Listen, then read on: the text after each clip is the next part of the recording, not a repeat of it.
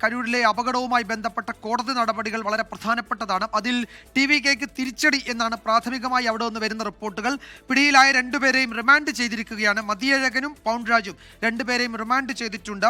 October 14 വരെയാണ് അവരെ remand ചെയ്തിരിക്കുന്നത് വിചാരണ കോടതി. വിശദാംശങ്ങൾ സൂരജ് നൽകും.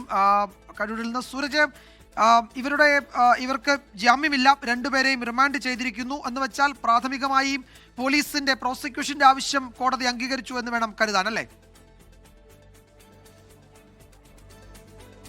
വിജയകുമാർ, തീർച്ചയായും TVKക്ക് വൻ തിരിച്ചടി എന്നുള്ളതാണ്.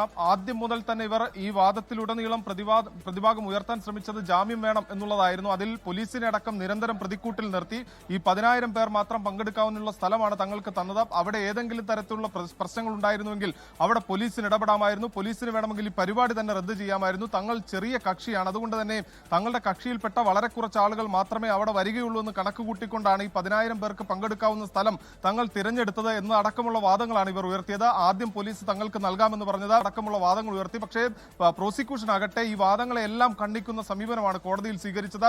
ഈ ലൈറ്റ് ഹൗസ് നൽകാത്തതിനെ കുറിച്ച് ഈ ഉന്നത പോലീസ് ഉദ്യോഗസ്ഥൻ തന്നെ കോടതിയിൽ വിശദീകരിച്ചു. അവിടെ ഒരു മേൽപ്പാലമുണ്ട്. ഈ മേൽപ്പാലത്തിലൂടെ വിജയുടെ വാഹനം കടന്നു പോകുന്ന സമയത്ത് സ്വാഭാവികമായും വലിയ തിരക്കുണ്ടാകും, അപകടത്തിന് സാധ്യതയുണ്ട്. അതുകൊണ്ടാണ് അവിടെ അനുമതി നൽകാതെ തുടങ്ങി. ഇത് സംബന്ധിച്ച് പ്രതിഭാഗം ഉയർത്തിയ എല്ലാ വാദങ്ങൾക്കും കൃത്യമായ മറുപടി നൽകാൻ പ്രോസിക്യൂഷനായി. ഒടുവിൽ കോടതി തന്നെ പ്രതിഭാഗത്തോട് ചോദിച്ചു, വിജയെ പോലൊരു താരം അവിടെ എത്തുമ്പോൾ സ്വന്തം പാർട്ടിക്കാർ എത്തിയില്ലെങ്കിൽ പോലും അവിടെ ഈ പൊതുജനങ്ങൾ എത്തുമെന്ന് നിങ്ങൾക്ക് അറിയാവുന്നതല്ലേ, അറിയാൻ പാടില്ലേ എന്ന തരത്തിൽ കോടതി പലതവണ ചോദിച്ചു. അത്തരത്തിൽ കോടതിയിൽ നിന്ന് വലിയൊരു തിരിച്ചടി TVKക്ക് ഉണ്ടായിരിക്കുന്നു. ജാമ്യം ഒഴിവാക്കുക എന്നുള്ളതാണ് ഇവർ ആദ്യം ജാമ്യം നേടിയെടുക്കുക എന്നുള്ളതായിരുന്നു TVK ലക്ഷ്യം വെച്ചത്.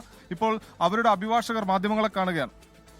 ലോകത്തെവിടെയായാലും ഏത് സമയത്തും 24 വാർത്തകളും ഓഗ്മെന്റഡ് റിയാലിറ്റി പാക്കേജുകളും എക്സ്പ്ലെയിനറുകളും വിശദമായി കാണാൻ ഞങ്ങളുടെ YouTube ചാനൽ നിങ്ങൾക്ക് സബ്സ്ക്രൈബ് ചെയ്യാം.